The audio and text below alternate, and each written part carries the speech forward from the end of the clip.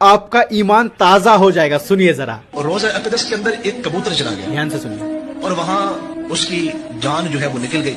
अब उस कबूतर को निकालना था। अब वहाँ के मदीना शरीफ के मुफ्तियान और उलमा से मसला पूछा गया कि इस कबूतर को कैसे निकाला जाए, अंदर कैसे आदमी को भेजा जाए। तो उलमाए किराम ने ये मसला बताया कि जो शख्स गुनाहों से पाक हो, कि उसकी जिंदगी में कोई गुनाह ना हो, वो रोज़ा अक़दस के अंदर जाए और उस कबूतर को बाहर निकाले। इंतजामिया ने फिर कहा कि कोई 4-5 साल का बच्चा ढूंढते हैं जो नेक फैमिली का हो। तो वहाँ मदीना मुनव्वरा का ही एक खानदान को जो है वो चुना गया। फिर रोज़ा अक़दस के अंदर दाखिल किए गए।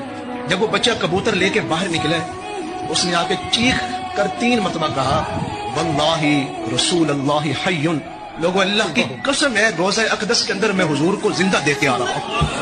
सुभान अल्लाह, सुभान अल्लाह, तो जिंदा है वल्लाह। जिंदा है वल्लाह। इसे शेयर कीजिए तमाम मुसलमान